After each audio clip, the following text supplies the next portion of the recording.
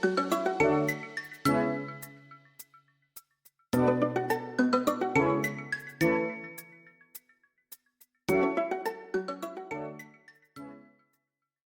everyone, and welcome to Shoujo, the podcast where I, Sarah, introduce my friend Joe to shoujo anime, the genre of anime that traditionally targets a young female audience.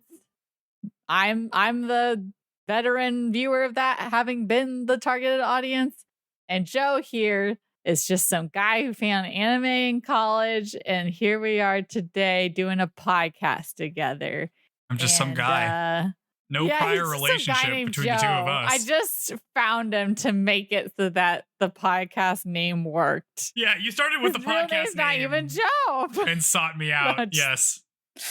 Lore accurate. Just kidding. Nope, this is Joe. We've been friends for nearly 15 years, and we both like anime and gaming, and this is our way of staying in touch because we're both our friendship has been torn apart by Joe's career success and success at leaving the hellhole that is Texas, which is where I reside. And I'm bringing the manic energy today, and maybe we get another fresh start because I don't know why my heart's racing. Why is my heart racing so much? Got me there. Yeah. All right, cool. All of my audio just lagged for like a solid minute, and I couldn't hear anything. But now it's back and it's still recording. I think. Okay. Anyway, what were you saying? Okay. I'll just like it never happened. Just I was being a lunatic. That's what I was doing. I think I should just try again. Or no. Was that someone? I don't know. I mean, this is our first, like, we might have some new listeners. So. Hello, new listeners. Oh, I don't know how Sarah edited this, so maybe you just heard that entire thing where my audio crashed for like a second and it came back. We here at the Shoujo podcast always start off by catching up on our lives, and if you were watching our previous show, which just ended, where we covered Chihaya Furu, and we took a surprise 2-week break, you will be happy to know that it's because we recorded both episodes. I left for a week and then uploaded the wrong audio. It was also, I feel like it was joint fault. Because it would have been delayed regardless, because I didn't say anything until Joe was already back in town. So it's all me. It's always me procrastinating. No, I uploaded the wrong thing. It wasn't even possible. Did that whole wedding thing. Yeah. What's been happening? Fill me in. I don't know. I literally just told you, like, hey, Joe, I can't record tonight. I'm tired, and now my heart is like racing, and I feel like weirdly hyper. So I don't know. Good. Yeah, my sister got married, and I freaking slayed that speech. People came up to me afterwards, being like, "I didn't know you did stand up," even though I literally tried to not make as many jokes, but yeah. So it went. Well, I caught the bouquet. Honestly, there was only like 2 other girls, so the competition wasn't stacked, but I also just wanted to be a winner, so I went for it. And I got it. Yeah. So if I'm the next one getting hitched, no one's getting married for a long, long time. It's gonna be a dry spell for everyone else. For real. Well, I think my stepdad joking. He's like, "No, I just paid for this wedding. No, Sarah, don't catch that bouquet." So yeah, I just had my siblings from Australia just left to go back. So it was nice catching up with them. Haven't seen them in years and years and years. So it was good. They're like full-blown little adults now. It's crazy. Nice. Yeah. Oh, it turns out my car, the last person driving it was a smoker because I like cleaned it and found like old cartridge packs. So that's fun. That's cool. What else? Let's see. Turns out Pepper probably has congenital kidney disease, so that's fun. What does that mean? It doesn't mean good things. So TBD on that. I started playing Vampire Masquerade Bloodlines 2. I've played it like twice now. I'm really, really bad at it. Like, it's too fast paced. It's because you're a vampire and everything you can do is like fast, and it's too fast. I'm bad at it. I had to lower the setting to easy for normal. Normal was too hard for me. I don't know. I feel like I'm rambling. I feel like this is a bad or possible new listeners are gonna be like, who is this lunatic on this podcast? Why don't you bring the normal person energy? There's gonna be some weird energy in this episode, I feel like. And also based on the content of the first 3 episodes of My Happy Marriage. So yeah, well, it's not like I was doing more normal stuff. I went to visit my family in Houston, and let me tell you, it's really hot in Texas. I don't know if you knew this, but it's all I've been complaining about for like the entire time we've done this podcast. So I'm sure everyone listening is aware. Oh yeah. Yeah, no, it was pretty hot. It was good to see my family. That was my first trip that I had my Steam Deck, and so I decided to play, there's all these different games I could play on my Steam Deck, but I thought, what if I played Star Fox Adventures for the GameCube? The game that very clearly was supposed to be... So apparently this is like the developers were making a game called like Dinosaur Island or whatever, which was very clearly like a Zelda-like thing, and then they just had to merge it with Star Fox. So it's like it's about Fox going down to Dinosaur Planet and having to save the dinosaurs, and also Crystal, I guess, who is a character that's introduced in this game, who's like a blue fox lady who's like sexy. Ew. But she spends the entire game stuck in a crystal and does nothing. Dang. Lame. This game has almost nothing to do with Star Fox. You could definitely tell. There's like brief sequences where you're actually in the R-Wing shooting stuff, and they last like 5 minutes. It's very weird. Is this your first time playing it, or you're replaying it? Oh, it's my first time playing it. Because I had played like Star Fox, the original Star Fox 64, and then I'd played Zero, the one for the Wii U, and I'm like, what if I just played all the other ones? So now I'm playing Assault. And that game is hard because I picked hard difficulty because I'm like, how hard can Star Fox be? And it turns out it's hard because there's like sequences where you run around. And I don't like running around in Star Fox. I don't like that. Well, why do you do this to yourself? I don't know, because I'm like, what if I beat all the Star Fox games? You're doing 500 other things. At least do it on easy. That's true. I did, in the meantime, join a second book club. So now I have 2 book clubs again. Yeah. Just like before. And well, this book's okay. This book's going okay. I'm almost finally done with my Shark Attack book that I've had like forever. Oh, nice. It's finally almost done with it. Now I can get back to my good romance. Yeah. It'll take me like 2 seconds to read. That's riveting. I want to read about a couple that got divorced, but their kids are going to parent trap them by pretending to get lost in the woods or something. Concern for your child's safety. So romantic, I'm sure. That's good. Well. When I was in Houston, the thing I apparently do with my mother is I watch a bajillion movies. So I watched a bunch of movies. Yeah. We watched a Hallmark movie that I actually liked. Called Round and Round, and I liked it because you know how in Hallmark movies they talk weird? I've never watched a Hallmark movie in my life. They talk weird in Hallmark movies. This one they talk kind of normal. Okay. So Round pretty good. And Round? Yeah, it was like a Groundhog Day movie, but it was Hanukkah themed. Okay. Yeah. So I watched that. I watched Blade 1 and 2, which I had never seen before. I watched those recently, well, in the last few years. It's pretty good. Yeah, it's fun. So not on my radar at the time or ever after until I was on a plane and watched it. But yeah, Wesley Snipes freaking like crushing it in that role. Yeah. So that was fun. I watched those 2. I watched The Sting with Robert Redford and Paul Newman. That was good. They're doing like con man stuff. Very fun. Okay. Entire sequences from the anime Great Pretender is just pulled from the Sting. I feel like. Okay. Is that a good one? I've seen it. Great Pretender? Yeah, I like it. Yeah. I think it's fun. You Colorful. never watched Bacano, did you? No. I think you would like it. Oh. It's like zany, friggin' bajillion characters on a train thing, kind of. Oh, okay. That's cool. Ensemble cast. It's like the whatever art style. Oh, yeah, where it's just like Pretty a bunch of people. Mm-hmm.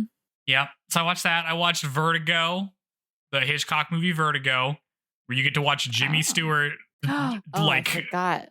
break down into a weird freak, have like a nervous breakdown over the course of a movie. Pretty good. Nice. Oh, I went to House of Torment for the first time. I just remembered. Ooh, haunted house. It wasn't scary at all. Oh, wow, really? At all? No. I remember being scary in high school. Like a dude came up and ran behind me with one of those little like sawless chainsaws. I felt my hair like floop up, and then I was just like, oh, hi. Are you just immune to being scared? That's all. I don't think so, because I feel like I get startled just playing like a game that's not scary sometimes. But like, I don't know if I'm just good at like bracing for. My pride won't let me be scared in front of other people. Oh, I don't know. You think maybe you've just like existed as an adult in the real world for long enough that you're not scared by fantasy stuff anymore? You're like, this is less scary than buying a new car. Maybe. Or like I went to Six Flags a few weekends ago, and like you know what? I really like that because I feel something doing that. Unfortunately, the person with me got nauseous very easily. Oh. And so I had to have self-restraint and not ride that many rides. Oh, because it was Fright Night. It wasn't scary either. What is happening? Dude, you're just too good for it now. I'm mad. You got to start playing VR horror games. To be scary. Well, and then I played Phasmophobia for work, kind of, because we did a thing with another dev, and I thought it was going to be in VR. But they're like, no, we're too scared. So I was like, dang it. And then I wasn't scared. You need to do it. I literally just couldn't see. The screen was just black. It was so dark. I couldn't see anything playing that game. Yeah, that game's really dark. So it's like being old, trying to read a menu at a restaurant, Yeah. Oh, gosh. Yeah. I also watched a scary movie, or a movie that's supposed to be scary. I watched Weapons. Mm-hmm. That movie. Ooh, okay. I feel like I heard a bunch of good things about it. It's just like a weird kid thing, right? Yeah, it has like a weird premise. And like it has a good like first 40 minutes and last 20 minutes. And the other hour is incredibly boring. It's terribly paced. Long. There's huge amounts. I'm like, this movie should have been an hour shorter. It's like 2 hours and 10 minutes. It didn't need that hour in the middle at all. It's to like let you rest your heart from the first part. I don't. Isn't that the person who made some other movie that was like The Barbarian or something? Oh yeah, Barbarian. Yeah, I watched that too. Yeah, That also had like a good setup, and then it kind of fell off. Okay, so apparently those are what's popular right now. I haven't seen either, but it's not impressing Joe. As you know, impressing me. Nope. Me and Joe totally have similar reads on everything. That's right. You're about to see a simultaneous perfect read of My Happy Marriage. Might be pretty sick on this, I imagine. We'll see. Actually, no, you're probably going to be a lot more forgiving than Forgiving? For anyone new. What are you about to say? Sarah just dumps on people. Okay. I don't. Well, then should we get into it? Is this the cue? I questioned everything at the beginning, and by the end of the third episode, I was like, okay, maybe. But okay, yeah, we can do that. Okay, I didn't mention it at the top. You briefly mentioned it, but today, and obviously from the title, you guys can gather, we are starting a new series, My Happy Marriage, which just had a second season come out, so people like this. People like it. I'm deciding. Or at first I wasn't convinced there was any taste left in anime, and then maybe let's just get into it. What? Okay. Well, because I was like, is this what? Okay, I'm just gonna say the first episode. I was like, is this what This warrants a second season? Like, is that how desperate we've been for shoujo that this show Wow. Okay. Damn, you hate Cinderella, huh? Yeah, let's do this. Okay. Anyway, Joe. So this our next show, our newest show, we've watched some shows. If you didn't know, we just finished up Hurray. We watched that for a bajillion years.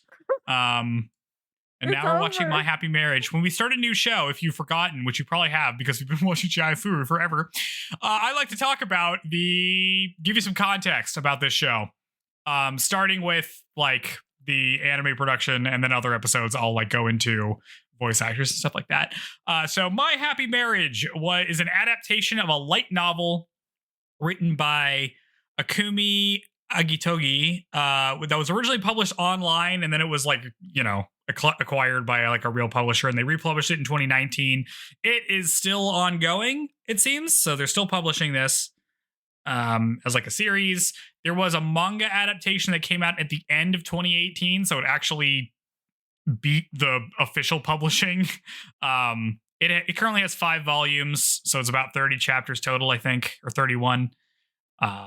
So it has a manga adaptation. There's also a live action film adaptation that was in March of 2023. Saw that it exists. Yep. So maybe that's some bonus content for us. And then the anime adaptation came out July of 2023. So a lot of stuff kind of all in a row. So this seemed to have taken off in popularity. There was also a stage play I saw on Wikipedia that was in 2023. Big year for My Happy Marriage. Okay, maybe. Am I okay? The rough start, man. I don't know. We'll get into. Well, okay. So this show, aired. It has 12 episodes or 13 episodes in season 1. I guess one of them's an OVA. And then season 2 was announced. They had season 2, and then they've announced that there's going to be a season 3. So popular show. They're making more of it. Good pick, Joe.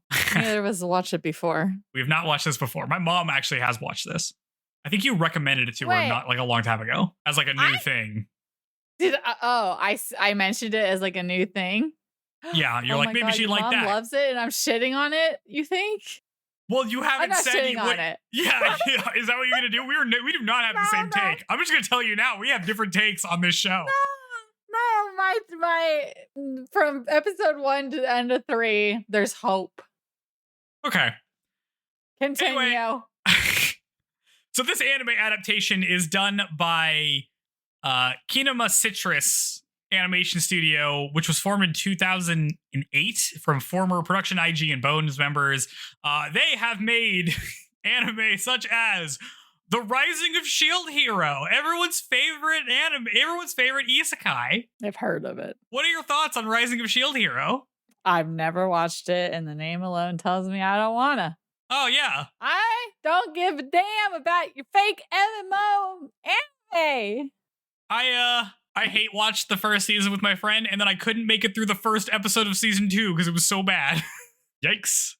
They also make Made in the Abyss, which people have told me I would like, but also it's just like a horror thing. thing. Super depressing? Yes, I think it's like a horror thing. Or something? It is children, and I think bad things happen to them. Oh dear, Joe, you'd love that. That's what your friends are saying. That's what they say, and I'm like, I don't know if I'd really be into that. They also made Barakamon. I don't know what that is, and also Black Bullet, which I feel like I've heard of maybe, but I still don't know what that is. And they also made Yu Shiki and the Card Fight series.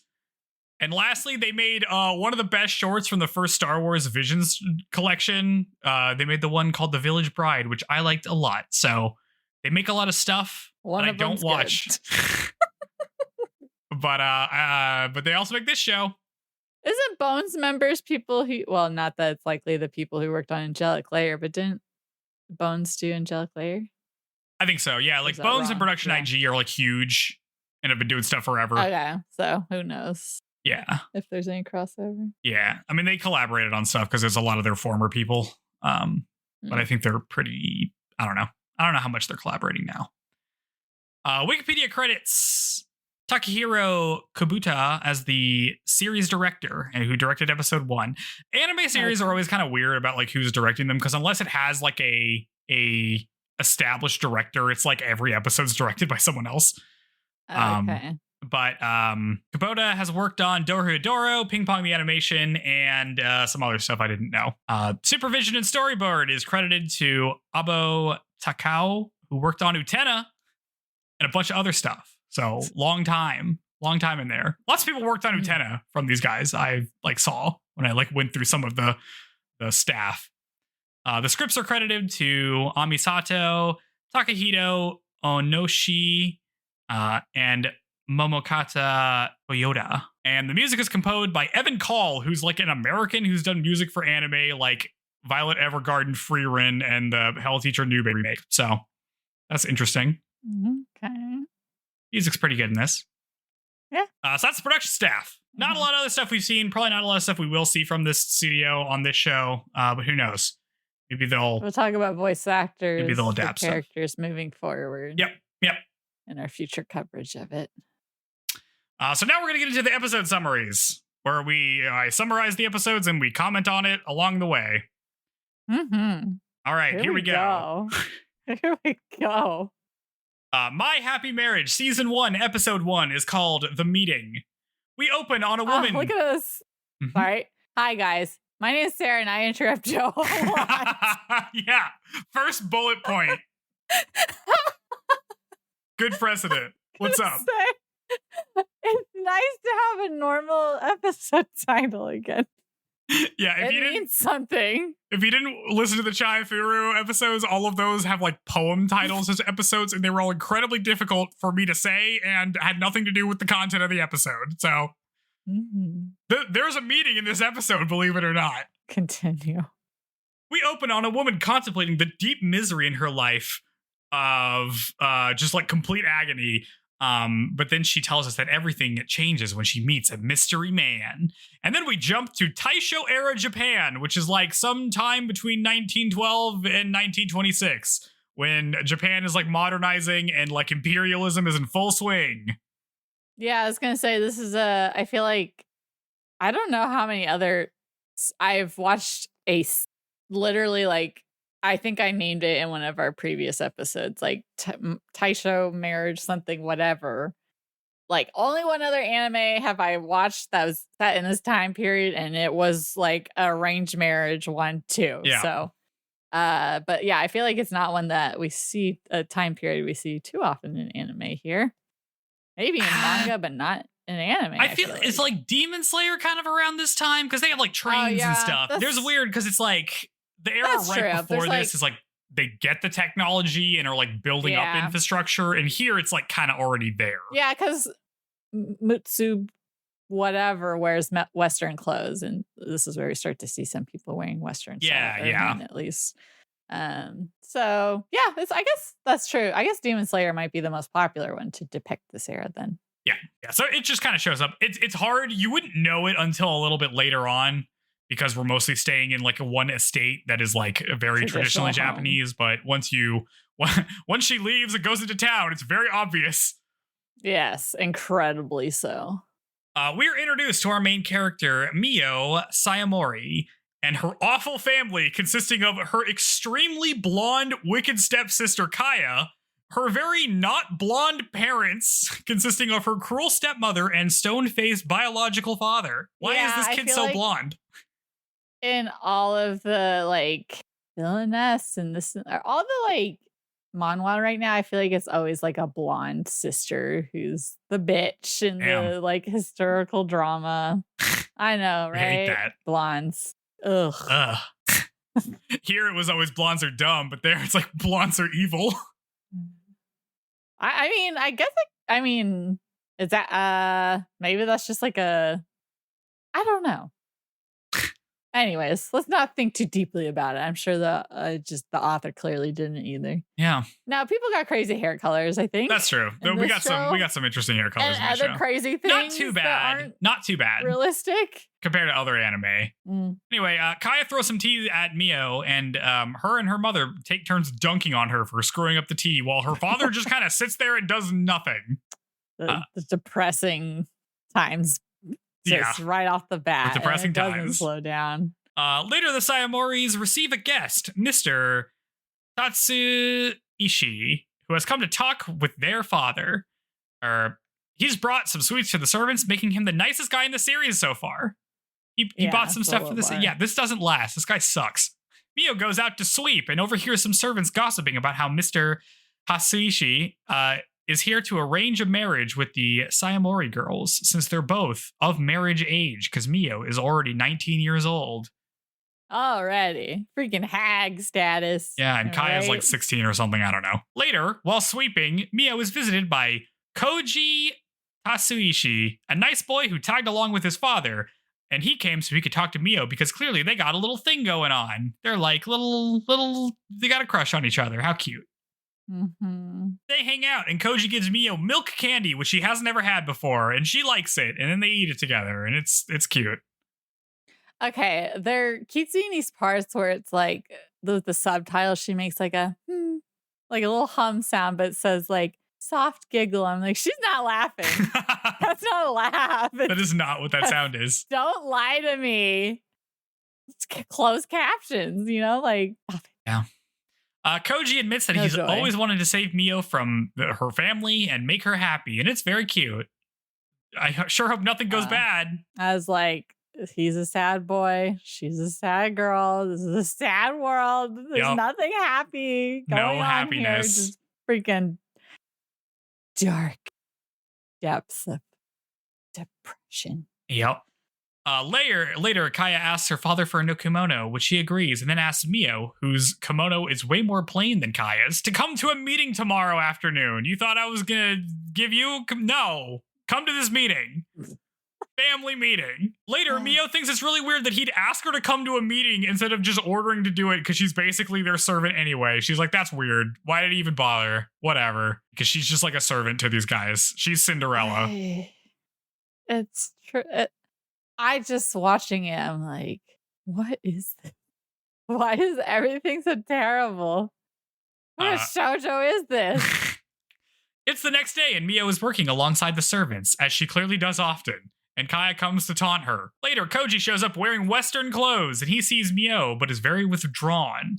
He tells her that he's here to meet with her father today, and then leaves abruptly. It starts to rain as Miyo is summoned to her father's meeting. She rushes off and tries not to get her hopes up that she'll be married off to Koji, the only good thing that would have happened to her in years. Miyo enters the room and sees her parents in one corner and Koji and Kaya in the other, and Koji won't even look at her. Her father starts the meeting saying that Koji will be married to Kaya and become the head of the family, and Miyo is crushed, realizing her last chance of happiness is now gone. Her father continues saying that Miyo will be sent off to marry some guy named Kyaka Kudo. Is it Kyoka? I think it is. I think my notes are wrong. Kyako Kudo. Yeah, I think it's a O. I refer to him by his first name. That rolls better. Even though everyone calls him by his last name. Kudos. What does Kudo mean? Does he like give kudos? Yeah, it's Kyoka. It's Kyoka Kudo. Okay. I just had it wrong in that one. What does Kudo mean? What does a Kudo mean? Well, it's like kudos to blah, blah, blah for this. What does kudos mean? Is this... Oh, like literally? I don't know. Yeah. Kudos. For anyone who doesn't know, Joe's a Japanese expert. He took it. He wrote it. Our always true compass navigating the words of Japan. It's completely untrue. I can look at the kanji of his name, and the first one means pure, and the second one's to be hazy. Oh, well, that's conflicting sentiments. Pure haziness. Yep. We'll get to him. We'll get to him. But anyway, she's got to go marry this guy. Koji appears to recognize his name and seems sort of distraught. And apparently this guy is famous, but in like a bad way. And Kaya taunts her, wondering how long she'll last over there. Miyo tries to object, but her father shuts her down. With no other option, she excuses herself and leaves. After the meeting, Koji leaves. The rain's really coming down, and he sees Miyo standing out in the yard with an umbrella. We get a flashback of an argument Koji had with his father about marrying Kaya instead of Miyo. He wants to marry Miyo, not Kaya. His father's argument is basically, look, it was Kaya or nothing. And also, like, Miyo's gonna get out of the house, so, like, you know, she gets separated from her family. Mission accomplished. Also, I'm your dad, and you just have to do what I say, Koji, you idiot. Back in the present, Miyo looks at her bio mother's cherry tree, which is now just a stump because they cut the tree down. She thinks about how comforting it was when it was still a tree. She thanks her mother for loving her and tells her goodbye because she has to leave now to go marry some guy. This is such a bummer. It's such a bummer. It's so over the top. It's so much. Yeah. It's like she's got the like saddest weepy eyes. And like, of course, her bangs are all up in her face. Yep. So, no. Oh, she's extremely pathetic. She has like the skin tone of a zombie. Like she's I don't know what's happening, but it's unnatural. Good. Like what's happening? She's beautiful. She's like pure white. Okay, this is beauty. Koji comes out to her in the rain. He apologizes, but she says it isn't his fault. They just got unlucky. She always gets unlucky. This is normal for her. She continues to insist that it isn't anyone's fault. Feelings are for people who get hurt. I'm fine. Don't worry about it. Kaya calls Koji back in, and Miyo thanks him for everything and walks away. That evening, Miyo gathers her things because she's gonna leave immediately tomorrow, I guess. She's packing 2 pairs of clothes and a broken comb, and that's it, because that's all she's got. Her housekeeper comes in to see her and gives her a new kimono that her father told her to wear. Then she warns Miyo that Kudo has a reputation for being ruthless and has had many fiancés already dismissed by him. So she's like, you're going to have to do your best because I don't think you can come back here. Is Sarah going to sneeze? Is it going to happen? I'm watching the video. I didn't. Okay. Sadly. Had to live with that. Never experienced sneeze. Dang. The phantom sneeze. Then her housekeeper notices that Miyo has like no belongings, and Miyo says that her family got rid of almost all of her mother's stuff. And so this was all the stuff that was left. It's the next day, and Miyo is has donned her new kimono and is ready to go. I really should spell check this. That's one of my favorite things. And Joe's like, what? His own notes. I just like type it out. I type it out while I'm watching, so like sometimes things get auto-corrected to the wrong word. Anyway, she looks at the estate one last time before leaving because nobody sees her off as she goes. She just leaves. It's brutal because there is no joy in life.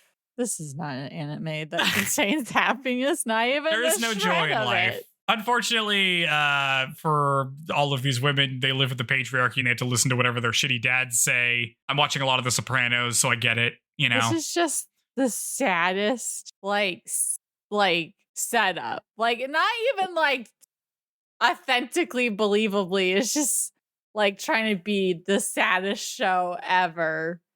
And it's just this might have happened to someone. Okay, sure. But, like, I know what this show is gonna be. You can't trick me into thinking this. Well, I thought that, but let me tell you, when we get to episode 2, it turns out the show's about something else. Also, yeah. What is this? Anyway, we haven't gotten there. Anyway, we get a flashback to Miyo as a tiny child as we go through the sequence of her living, of her memories with her and her mother's tragic death, her father remarrying, and then having Kaya with his new stepmom, with her stepmom. Things get bad for her as Kaya becomes the center of attention, and her stepmother's crusade of destroying all of Miyo's mother's stuff happens. Worst mom.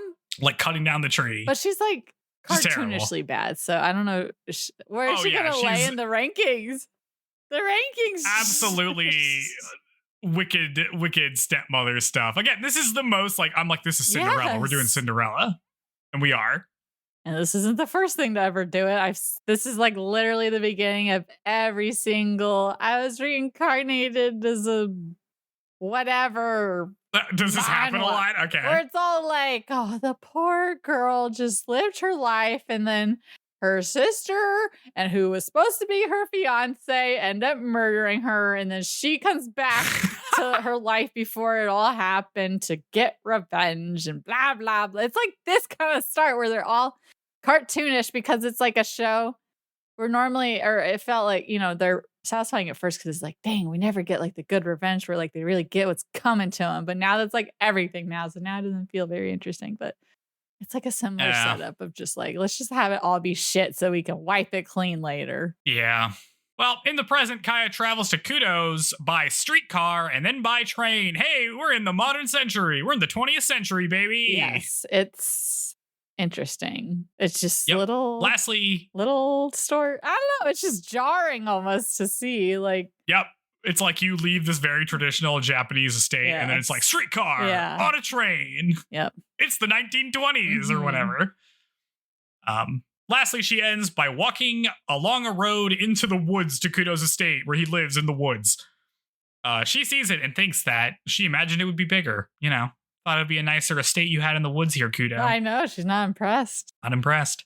She knocks on the door and is greeted by Kudo's housemaid, Hurray. She's a nice old lady, and she lets Miyo in, and she tells her that Kyoka is here today, so she can meet him right now.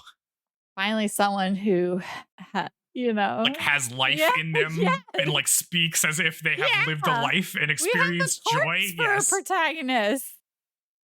Yes, it's so jarring when we meet Yuri, who's just like a chill old woman. She's like, "Oh, hey, what's up? Yes. Oh, he's in today. You could go see him right now. Let's go." Compared to like how dour everything else is, it's very funny. Miyo introduces herself to Kyoka, who doesn't turn around to look at her during her introduction and continues to write whatever he was writing before she entered. He asks her how long she's gonna bow for, and Miyo apologizes, and then Yuri clarifies that like you could stop. That means you could stop bowing. He's telling you to stop bowing. Miyo raises her head and sees Kyoka, who's a hot guy, real tall and like silvery blonde hair, kinda, with a lot of sharp features. And he introduces himself as we cut the credits. Okay. I don't think they do a very good job of making him look good in this first episode. I don't know what happened. They've stepped it up because like it like shows him. I'm like, oh, what? It doesn't look quite right. Like I can see what they're going for, but something about the way his face looks in that first is like, It gets better afterwards. I swear to God. Yeah, in that first shot, I thought he was like, I'm like, is this like a fox pretending to be a man? Like, he looks like a weird mythical creature. Yeah, something's weird about like the head shape or something. Yeah. Yep. But she made it, and he's a hot guy.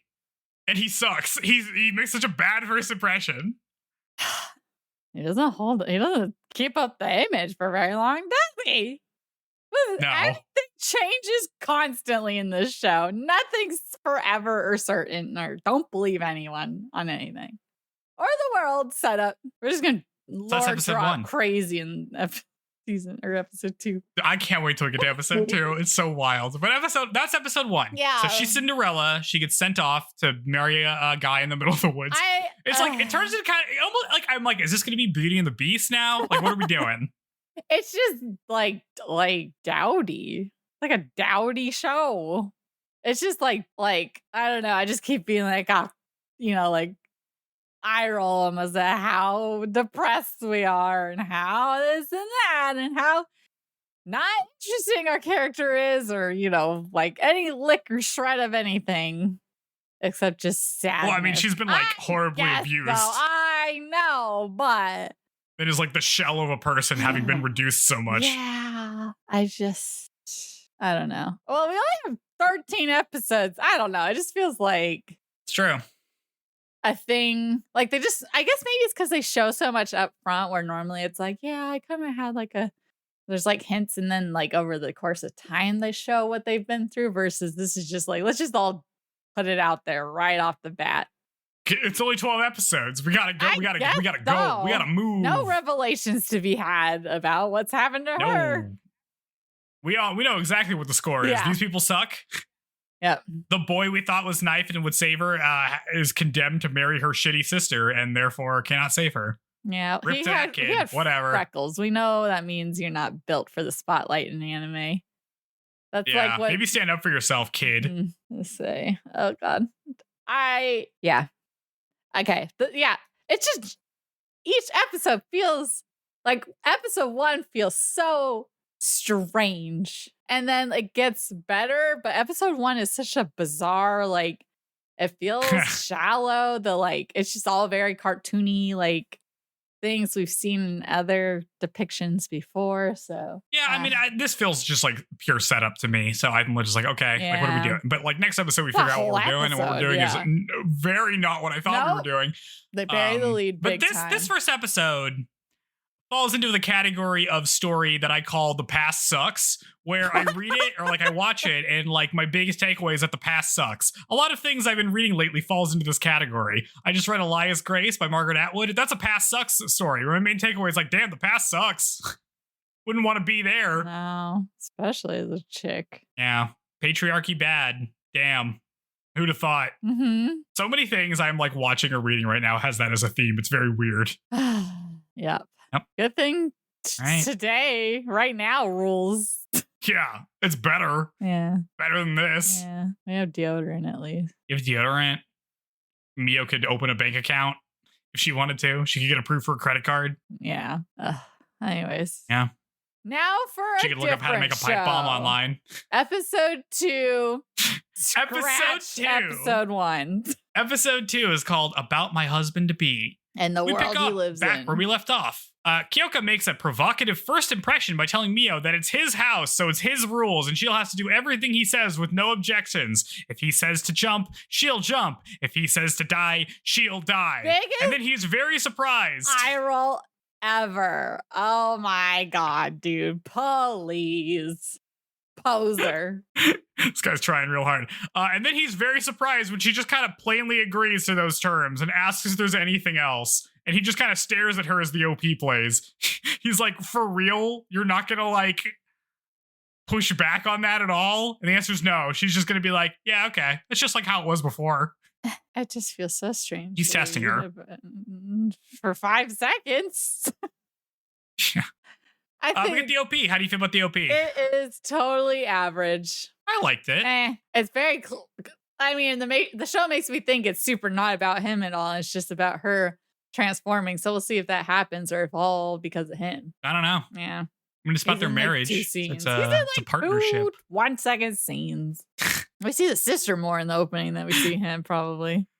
That's true. He's not in the opening that much, No. but you know, I don't know. Yeah, no, it's fun. I think it's pretty good. After the OP, Hurray shows Miyo her room, and then she tells Miyo that those rumors about Kyoka, they're not true. He's actually a nice guy. You'll see. Just ignore everything he said to you up to this point.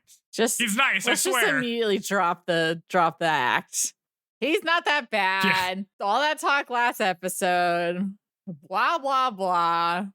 We only have 12 episodes. That's what's like everything that happens. I should just be like, right, there's only 12 episodes. That's why everything is happening the way it's happening. Yeah, well, we get kind of an explanation for this. Miyo's like, okay, and then they part for the night. Yeah.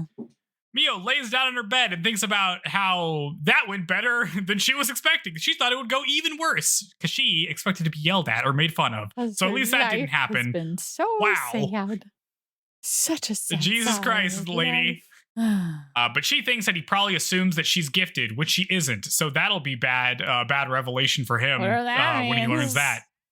Whatever that means. We're about to learn. We cut away to a flashback that explains that magics and ghosts are real, actually. Hey, do you think this was Cinderella? No, it turns out magic's real. Grotesques is what they're calling these creatures. Grotesqueries is what they call them, yeah. The Tetsu,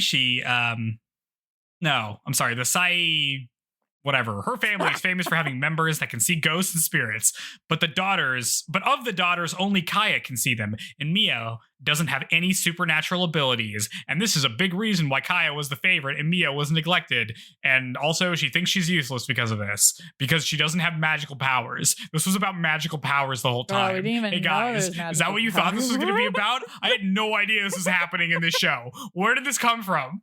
Nowhere. Yep, so Miyo doesn't have magic powers and can't see demons or whatever. Miyo wakes up because that was all a dream. She's hungry and she goes to make some food. Hurray comes to the estate and is surprised that Miyo is awake and also making breakfast. Usually no one's up this early. You think? This is what it's like. I never watched it. Is this what it's like watching the Marvel What If, where it's like each episode is just some crazy different twist, but this is the Annie version where each episode is like a different. This is the only big one. There's no big twist in episode 3. We got 10 more episodes. What if it was like episode 3? No. There's a werewolf. I don't know. Episode 1, everything sucks. Episode 2, this guy's supposed to be mean. Episode 3, and there's magic. And then scratch the first psych character change facade dropped immediately. Why was there even one? We get an explanation. Sorry. Making breakfast. Mm-hmm. God, just making breakfast. Hating on everything. Sorry, I'm not gonna. No, Sarah. Making breakfast is Urie's job. She's like, yeah, hell yeah, this rules. You're gonna help me make breakfast? That owns. Let me help you out. And then they finish making breakfast together. Yay, Miyo's making some friends. Yurie, a woman they pay. Yeah, I was gonna say, what else she gonna do? Yurie and Miyo bring Kyoka his breakfast, and Kyoka tells Yurie not to call him young master when it's just them, but she ignores him and refers to him this way throughout the episode. I thought it was because it's like, oh wait, that chick is here? I didn't hear her because she says nothing. Because then it pans and like, oh, she is in the room. Yes. we turn to see that Miyo is in the room, in fact. Yurie tells Kyoka that Miyo made this breakfast for him, and he asks her to sit next to him and tells her to take the first bite, and she's clearly confused and hesitates, and he accuses her of poisoning him, and he's like, yeah, I'm not eating food from people I don't know, and then he gets up and leaves. Is he some big deal, I guess? Some big deal. Everything about this scene is depressing. Every scene, like, I understand that this is how it was back in the day. I understand that. But Jesus Christ, like, you just have to sit there while, like, your like housemaid and your wife just sit there and watch you eat because you're the head of the household. Fucked up and weird. I don't know. It's freaking... I don't know, Joe. You're a dude. Tell me, what is it about that that's appealing? It's important for men to feel like they're in charge of things, and the best way of doing that is by doing a bunch of stupid, symbolic, meaningless actions that create separation between you and the people you ostensibly are supposed to care about. Okay. Thank you. Patriarchy. Nice. Thank you. Definitely produces normal, well-adjusted people and not weird, deranged freaks. Anyway, he decided he's not eating breakfast. We cut to the Special Anti-Grotesquerie Unit, which is like some military branch. Okay. And we see Kyoka.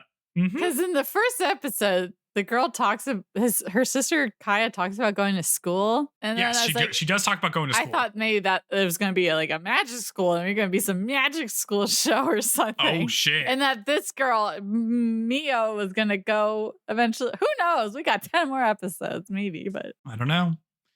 We see Kyoka in an Imperial officer's uniform, and he gives a speech to new recruits of the Anti-Grotesqueries Unit, which is some kind of like magic military police force or something. It's very unclear where they fit in with the rest of the establishment. These recruits have special abilities like telekinesis, pyromancy, or clairvoyance, for example, and they're going to use them to fight ghosts and ghouls that are real. They're super real, and they harass people. Not that we've seen them. But all the recruits are skeptical because the number of grotesquerie sightings has been on the decline lately, so they probably won't even have much to do. But Kyoka whips him into shape by shooting off an ice blast like he's an X-Men. It's like finger gun ice blast. Yeah. Almost. It's like the icy Mustang from Full Metal or something. Yep. Yes, that's exactly what he does. He just blasts one off. Mm-hmm. It's crazy. This is not what I thought this show was going to be about. Nope. Later in his office, Kyoka is visited by his aide, Godo, who teases him about his new fiancée. But Kyoka isn't having it because he doesn't have much of a sense of humor, and he tells Godo to leave. Godo leaves, and Kyoka thinks about how Yurie defended Miyo this morning and told her that he was being mean to her by accusing her of poisoning him. And he's like, dang, Yurie usually doesn't bother defending these fiancés. There must be something special about this Miyo girl. And that's when it all changed. That one thought That's when it all checks out. Sometimes you realize you've just been an asshole for the first episode and a half, and you decide that's not how you want to make your impression in your 12-episode anime. Yeah, I better switch it up real fast. Not that much. Back at the estate, Miyo wonders how she can recover from this morning. She's like, if he doesn't like me, I'm going to get thrown out, and then I will have nowhere to go. Elsewhere, Koji meets with Miyo's dad. They talk about some family business, because Koji still gets to be a character. We still care what's going on with her family.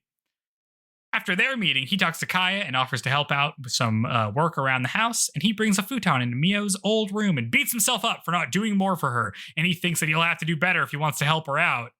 Later, Kyoka gets home to find Miyo waiting for him. She apologizes to him for this morning and says that she understands why he got upset. She wasn't trying to poison him, and he replies that he didn't really think that she was trying to poison him. He just didn't want to eat food from somebody he didn't know. That's almost like an apology, except it's not. But then he I sucks. feel like in a normal anime, it'd be like, yeah, when I was a child, my mother tried to poison, or some explanation for why he would feel. Yeah. We just get like a vague statement later about like how other fiancés are just interested in his money and power and stuff. Well, it doesn't. But it would be it still doesn't make sense because like they're not married yet. So why would she poison him? Mm-hmm. Doesn't even strategically make sense. That evening, he eats dinner prepared by Hurray.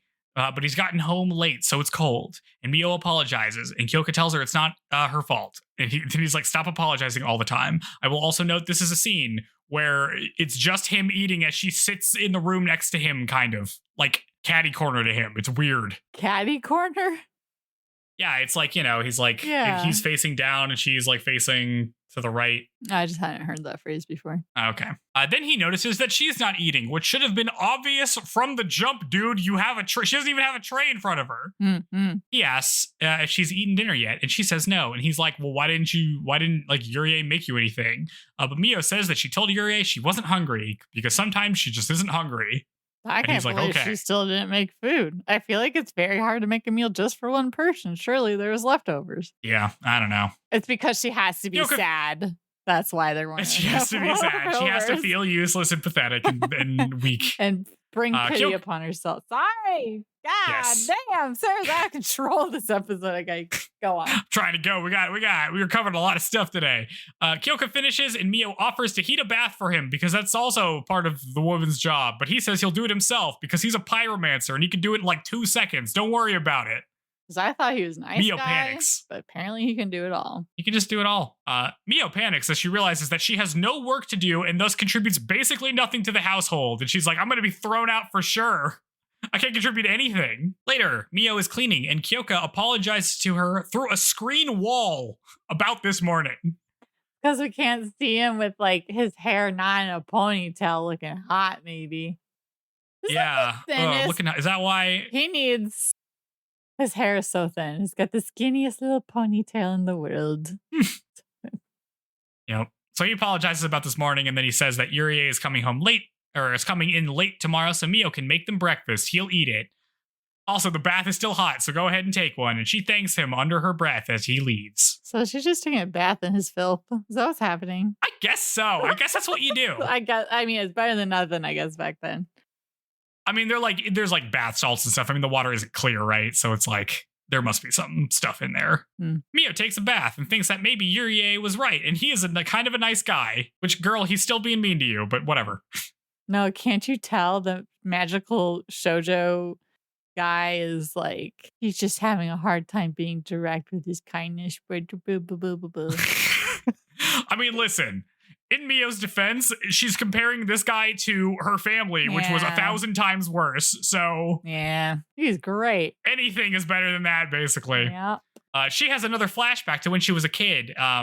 She realizes that somebody took her mom's stuff, and she thinks it's Kaya. So she goes to confront Kaya, but then her stepmom is furious at her, and she steps on her mother's wooden comb, cracking it, and then locks Miyo in a storehouse. I think she straight up went to confront the grown-ass woman, like, yo, lady, you stole my mom's stuff. I thought I was like, that's bold. Yep. Then she gets locked in the storehouse, and a servant, Hana, tries to intervene on her behalf, but she just ends up getting fired instead. And Miyo wakes up and wonders what happened to Hana. I think surely she becomes a character in the show, because otherwise, why? I feel like it. It's the only reason why I put this in there. For real. Also, her dad was just watching all of this happen and didn't do anything because he sucks. Miyo gets dressed and notices that her like work or like normal day kimono has another hole in it. So she's like, gotta patch that. She starts to make breakfast, but is interrupted by Hurray, who comes in at her usual time. And Hurray explains that she was worried after yesterday, so she just came in early just to make sure that everything was going okay. Hurray and Miyo make breakfast together, and Hurray shows her some new tricks about how to cook, because she's good at cooking. Oh, she was surprised to see her, because, right, what's this? Oh, God. Kyoka was like, oh, she's coming in late, because he can't be direct and say, hey, you know what? Give it another try. I had to lie because I'm too cool. Listen, this is the best we're going to get. Okay. This is the best we're going to get with like old-timey Japanese family relations. You can't just have a normal-ass conversation. You have to be weird freaks about everything. Uh-huh. This is what the past is like. Okay. Miyo sets up breakfast and Kyoka sits down to eat. Miyo's about to take her tray and I guess leave the room with it. But Kyoka like side-eyes her, so she remains seated instead. That was my read of the situation. She definitely wasn't eating with her family, so it's probably just in her mindset just subservient to go eat somewhere. Yeah. She's out of sight. Miyo watches as Kyoka takes his entire bowl of soup up to his mouth and drinks it. It is a tiny bowl. It's a tiny. This is a weird. Is this what you do in the first? This is how you'd start. You wouldn't like eat anything out of the bowl first. You just slurp it down. Because it was like a chunky soup. There was things in big. there. There was stuff in it. I don't know. Just go straight for the broth. Soup. I found that very odd. It was just so delicious. He couldn't resist. Yes, he says it's delicious, and for the first time in years, Miyo receives some praise. She's so touched that she starts crying, and Kyoka's like, whoa, hey, are you okay there? And Miyo apologizes, but Kyoka tells her to stop apologizing. Yeah, that's going to be like a continued request that's denied. Yep. I can relate to that. That's normal. I've met people like this. Yeah. Yep. This is real. Yep. Later in the courtyard, Kyoka wonders what the hell kind of upbringing Miyo had if she's crying at a simple compliment. He's like, what's going on here? He cares. Like, he's not stone cold. He cares about her. And he's going to get to the bottom of it. I think he's also just kind of weirded out. Yeah. He tells Yurie that he's going to conduct an investigation of the Sayamoris and asks her to keep an eye on Miyo. But Yurie is just happy he's taking an interest in one of his fiancés for once. And he's like, yeah, well, usually they just want my money and power or whatever. They're not like crying over compliments and stuff. Miyo isn't like that. She's just kind of sad. What does he think of our first show we covered where you're like, she's just the saddest, wettest cat or what? Yeah. I must have been talking about Sawako from KBD Todoke. Oh, just like, damn, just the saddest, wettest cat ever. Just the huge eyes. We have a new winner. Getting dumped on in the rain. Yes. Yeah. No, Miyo is much sadder. Yes. Elsewhere, Miyo's dad gets an angry phone call from Mr. Tatsuishi, who accuses Miyo's dad of screwing him over because he didn't tell him that Miyo had Usuba blood. If he had known that, he would have had Koji marry her, as we cut to credits. And then I was like, intrigue. What? Yeah. I won't take a nap now. I'm going to, or go to bed at 7 at night. I'm going to watch the rest of this and then psych Joey, we're on for recording because I was intrigued. Yeah. Power of a cliffhanger. Mm-hmm. No, it's a much better cliffhanger. What do you think about episode 2? God, I'm already forgetting the characters from Chihifuru's names. Aichi. Satomu.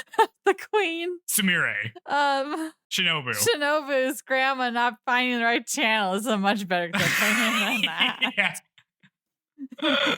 Oh, jeez. Sorry. So this is, episode 2. Magic is real. Magic. There's magic. There's demons. He shoots a laser beam from his hand. We haven't actually seen any demons. We haven't seen them. Like. That's because Miyo can't see them. They're invisible to her. Okay. Well, I'm just saying. Like. This is an extremely funny setup to me. That it's just like in the background, there's like a shonen ass like fantasy story happening, but because Miyo doesn't have special powers, she just isn't involved, and it's just like a sad, lonely girl who's like been neglected by her family. Yeah. Well, I like it. I'm surprised she wasn't like, what? Telephones? Those are real too. Like, I feel like she's just not encountered anything ever outside of that room. I don't know what she does. Yeah, she doesn't do anything because she's sad. She's the saddest, wettest cat ever. She hasn't done anything. Oh. Yeah. Our first. That was episode 2. What whiplash? Yeah. I feel, and then episode 3 is where I'm like, okay, I think I can get behind this show. Oh, yeah. I mean, there's some stuff in here that's 1. like, Yeah, Kyoka starts off bad, but it turns out he's just doing that to try to weed out these fiancés who suck. Which, you know, if I had a bunch of people trying to marry me who of sucked, the other ones sucking, because like I'm supposed to take your word for it, dude. I don't know.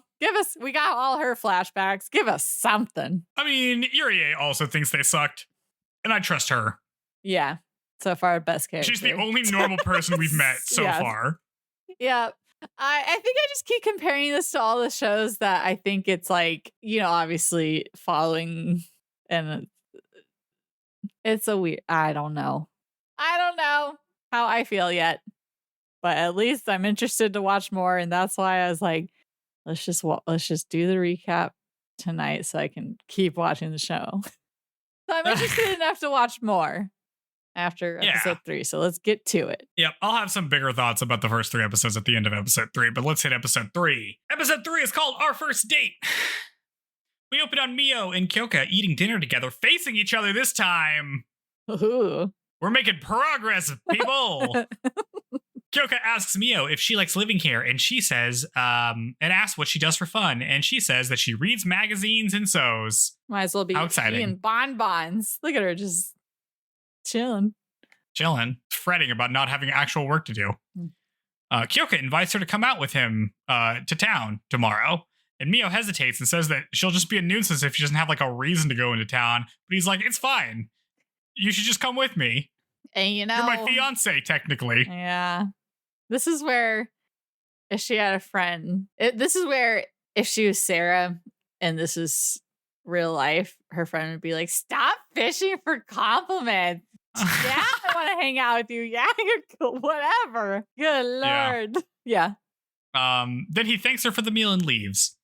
And Miyo is like, wait a minute, are we going on a date? As the OP plays. The answer is yes, they're going on a date. I guess. More progress than some couples get in these shows, honestly. That's true. That's Episode 3. Going strong. We cut to Miyo combing her hair with her mother's broken comb. It's not a very good comb, but it's all she's got. Hurray comes in to show her a new vanity mirror that she can use to get ready. And then she offers to do Miyo's makeup. But Miyo's never really done her makeup before and doesn't have any of the supplies. But Hurray is like, I got you covered. And then we get a montage of a makeover montage. Yeah. Episode 3, the makeover. Living my dream. If I could just have someone come and do my makeup for me and help me with my hair every day, I would die happy. Yep. She looks pretty good. You like put like flowers in her hair. I want the damn bangs out of her face. I just like she got the bangs. Get those out of there. What, Sawako, get out of here. We've already watched your show. Yep. she's got the traditional girl haircut. Mm-hmm. It's not Hime cut, but no. But she looks pretty good. Kyoka calls her over and sees how pretty she is, and he's speechless, but then he recovers and they head out. Damn. No she's blushy so boy. Give us some blushing. God, that would make me like he's you too cool. a lot more. I love a blushy boy. Listen, he's a pyrokinetic, so he's real good at staying cool. He's a everything kinetic, probably.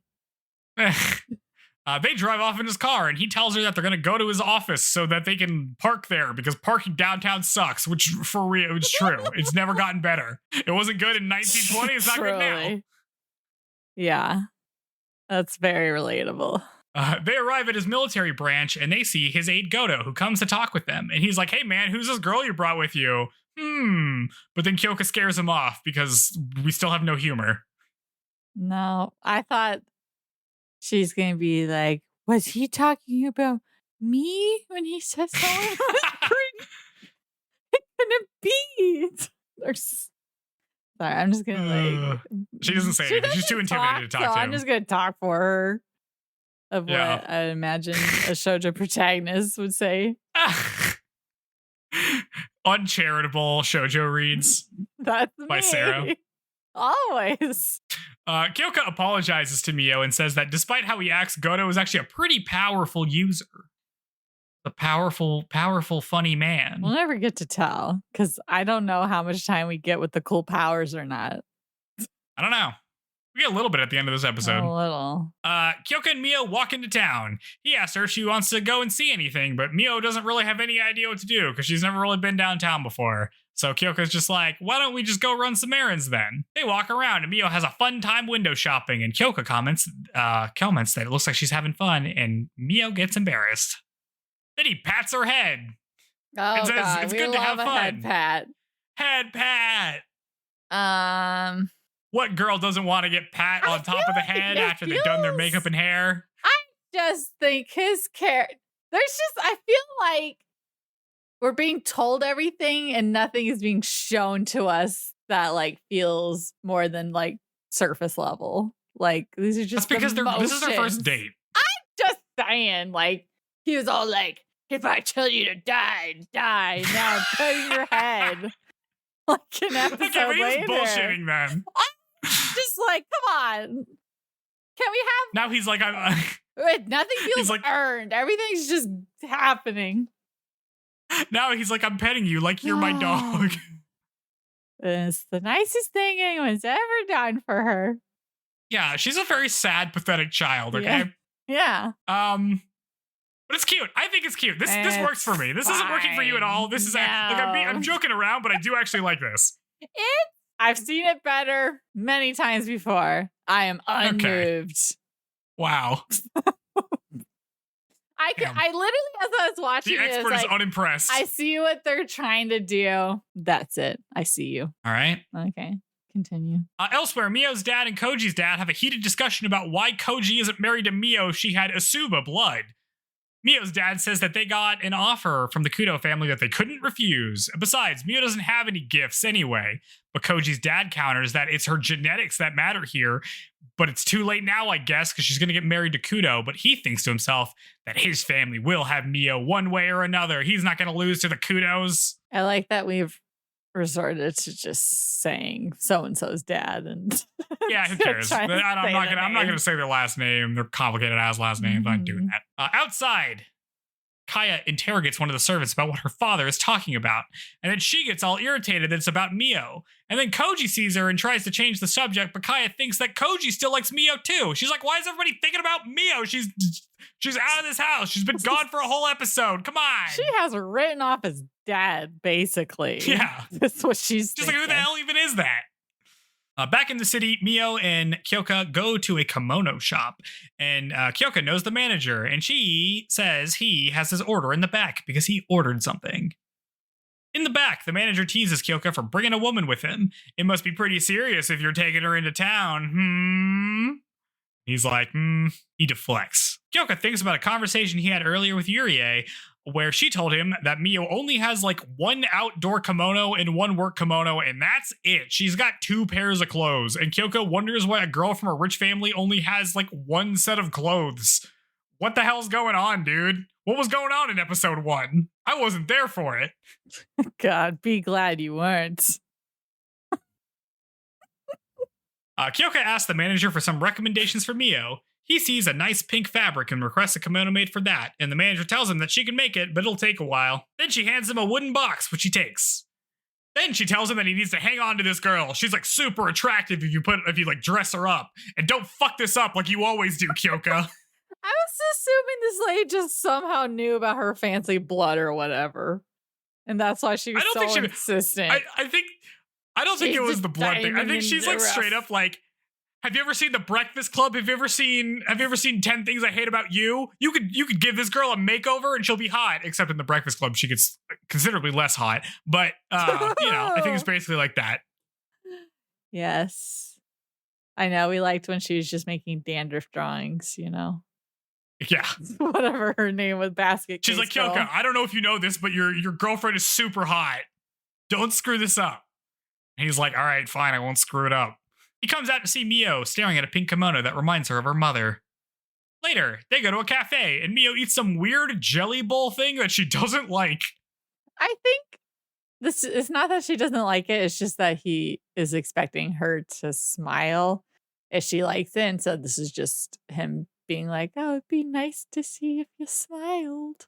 Because I'm a big softie now. Don't remember me from 5 seconds. Sorry. Okay, I'm going to keep harping on it. Continue. Kyoka says he wants to see her smile, and she's all bashful and doesn't know what to say. And then they sit there awkwardly. And then Kyoka seamlessly transitions the conversation to say that they're probably going to get married next. Yup. And Miyo has an awful feeling that Kyoka is only going to marry her because he thinks that she has magical powers, which she doesn't. But if she told him that, she'd get thrown out. So she decides just to roll with it for now, but she feels really bad about it. Magical This powers. is very funny to me. Yep. Okay. Listen, she has no self-respect and thinks the only thing that would be valuable about her is her magical powers, which she doesn't have, but she just assumes that's the only reason why he'd like her. Yeah, there's nothing. Which is funny, because he does not give a shit at all. No. They go home, and Yuri finds Kyoka leaving a wooden box from earlier outside Miyo's room. Later, Miyo sees the box and opens it, revealing a new wooden comb with a flower design on it. She rushes to see Kyoka and asks if he gave it to her, and he plays coy, as she insists that it's too nice for her to have. We learn that a wooden comb is like a marriage gesture, so he's kind of proposing to her by giving her a comb, even though they're already supposedly engaged. He's so like, don't read into it. Yeah, he's like, don't worry about it. It was just nice. I thought maybe you should just have a nice thing, you know? You're my girl, so you should have a nice comb. Because we're in love now. Because we're in love now. It's about to be episode 4. We're getting married. We don't have time. The show's called My Happy Marriage. We gotta get married. / there's magic in this show. / we gotta resolve the magical powers subplot. Miyo accepts the gift and smiles at him, and he's happy about it. Oh, she smiled finally. Don't you love it when women smile?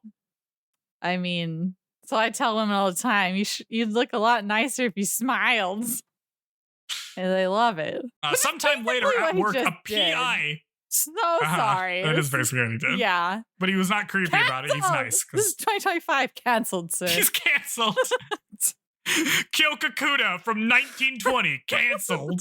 We're ending his contract. Anyways, back to the whole ass paragraph you were saying as I was talking over you. Sometime later at work, a PI comes to tell Kyoka that Miyo is basically Cinderella. She has no magical powers, and her mom was an Usuba. Kyoka's like, well, that's crazy, but I guess that explains why she's like that. Still, like, her mom being of the Usuba clan is, like, super weird. What's up with that? Yeah, he gets the backstory on her shitty family, and he's all mad about it. And he's like, I'm gonna show them, because I love her. Yeah. I would also do this. I would do this even if I wasn't in love with this person. I'd be like, what the fuck? But why are y'all such assholes? Okay. How they have a photo of her somehow, like in their dossier. I don't think anyone was taking a photo of that chick back when she was at the last place, but unless it's like a whole conspiracy. Well, I guess somebody knew about it in advance, but somebody did. This is like a PI from like a noir thing, but he's like in the 1920s. He's got like a hat on. It's pretty good. Mm-hmm. While walking to his car, Kyoka notices that he's being tailed by paper crane shikigami, which are just like little familiars that you can summon. And he burns them all up because he shoots fire from his hands. And he's like, why is someone tailing me as we cut to credits? Fire tornado. They all lit on fire and fall to the ground. And he's like, well, that was stupid. Yeah, okay. And then I have a feeling that would be the dad of Koji Shikigami. Oh, yeah. They're going to get into a magic fight. Yeah. I'm assuming he has an older brother that Koji thought was going to marry her or something. So I'm assuming intro his older brother at some point. And that's who's going to be fighting, because it's not cool to have not two hot guys fighting, you know? And this is a shoujo. So I bet his brother's going to be a babe. He's going to be the one. He's going to be evil, but he's going to be hot, and he's going to be the one fighting. Yeah. Let's see. Oh, and they're out. Well, no, I thought they were going to. Okay, I thought it was going to be that Koji and Kaya ran into Miyo and Kyoka out in town, and there's going to be a thing then. But I guess at some point that's going to happen. And then she's going to be like, what? Why did you end up with the hottie and I got this guy instead? Let's swap him. Oh, yeah, for sure. That's 100% happening, because that happens in all of the whatever this is reflective of. And yeah, let's see. She's gonna get magical powers. What they say the family thing was? Mind. Something to do with the mind control, it sounded like. They have like a mind control thing. Yeah, that's the family bloodline power. Whereas Which is Kaya's cool. was seeing and sight seeing or soul seeing or something. I don't know what she has. She just has general magic abilities. Faking. I was like, could she be faking this somehow just to pretend? But I don't know. Yeah. Well, I am interested to see where this goes. Magic subplot. It's very weird that like the A plot is like, Miyo. Will Miyo get accustomed to her life where she's treated with some amount of kindness while she has all this historical trauma of being neglected and feeling worthless? And then the B plot. This guy's gonna get into a magic fight? Yeah. Over his wife, I guess? Yes. So pretty cool. Interesting. So we haven't had magic fights yet, really. We haven't had magic fights. That's true. So that's true. All new. I wonder how that'll intersect for us. Yeah. You know, historical.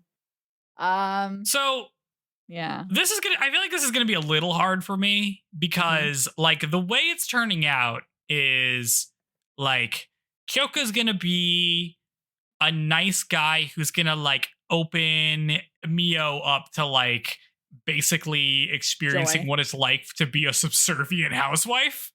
And I feel like I'm not gonna like that very much. I'm still gonna be annoyed at him. With my modern standards. You know what I mean? Like I understand that this is like good for the time, but I feel like I'm going to become annoyed if he's still like, oh, make me dinner and then I get to eat first and you get to eat second and you can only speak when spoken to, etc., etc. If I'm being generous, which I don't like to be, but I mean, maybe it's just his way of like respecting her boundaries because it's not like she's going to be super comfortable right away. So at least somewhat emulate what she's used to, but in a nicer way, and then earn her trust, maybe kind of thing. Yeah. Yeah. But I'm going to want more. If it stops there, I'm going to be furious. I am very interested to see how this, it's like so predictable in some ways, but the like magic park was so unpredictable, but like I can probably predict how the magic stuff's going to go and how this other stuff's going to go. Unless some other crazy thing happens, I feel like it's just going to be how they get meshed together. That's going to be the interesting part. Yeah. I think it's fine. So like I'm having a good time. I guess you've seen a lot more stuff, so maybe this isn't like up to standard for you. I've just seen like it's like the sampler plate of different things. I see. Whereas I've had the main course, the 5 meal. Yeah. Whatever. I see. Well, meal. It's new to me. Because this is only my, like 5th shoujo or something. Yeah. So, yeah. So that's cute. I like it. My happy marriage so far. I like that Miyo's married to like an X-Men. Like super not happy, but I guess we have to have the complete absence of happiness for it then to become a happy marriage. Yeah. Yeah. I hope Miyo gets some more hobbies. I hope she gets a personality. Damn. And a haircut. The things out of there. Okay. Gets a better haircut.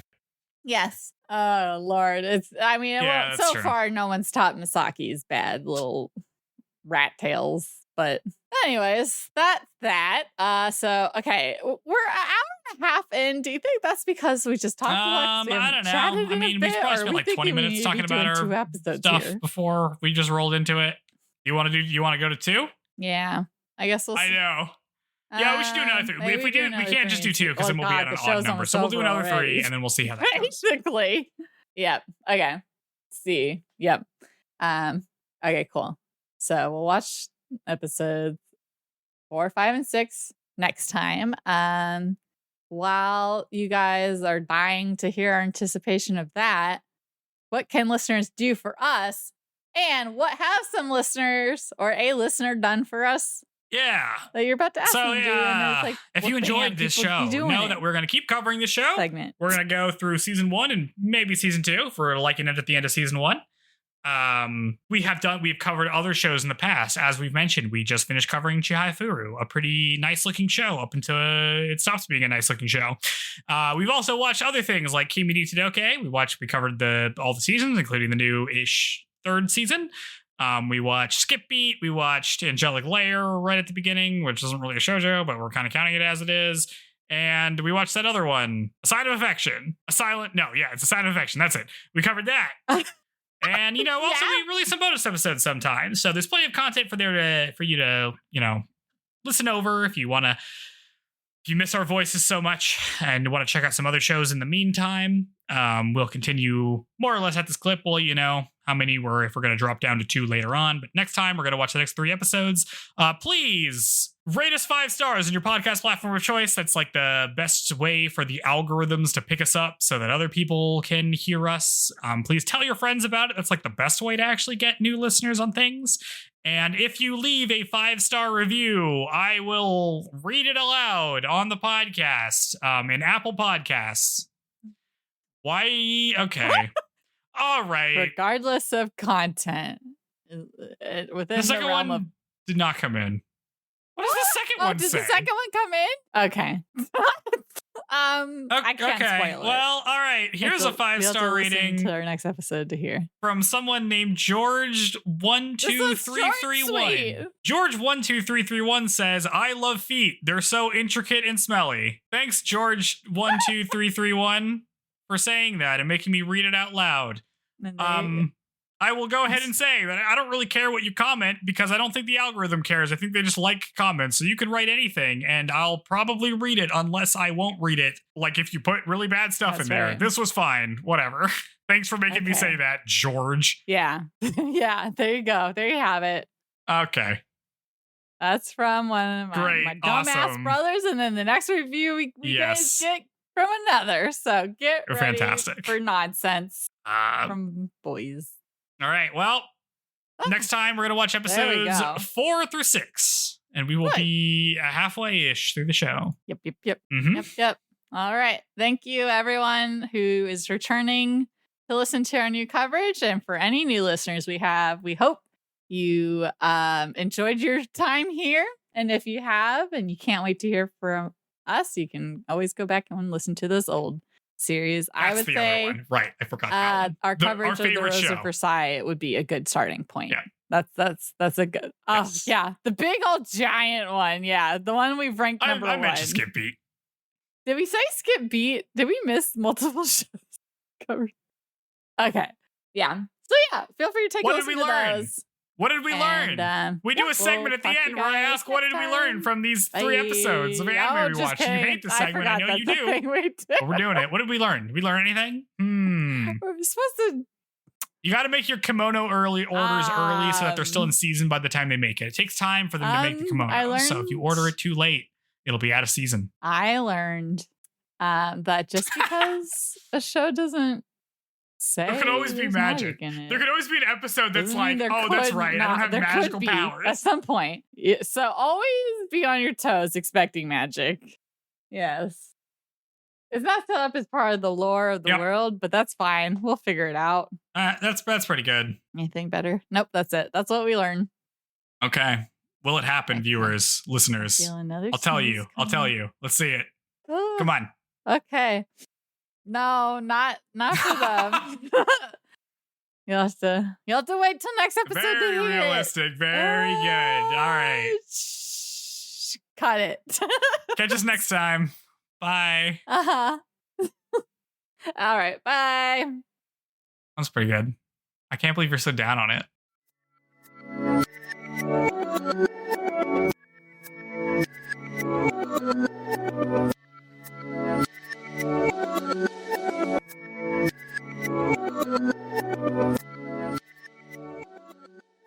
All right, here I go. I'm feeling a little crazy, right? I don't know why I feel weird, but yeah, good energy. I had good energy for the new listeners. Stale cookie and okay. I don't know. Okay. Normal. I'm normal. Here. I'm so normal. Trying to be normal about it. Okay. Hello, listeners. Wait, no, JK.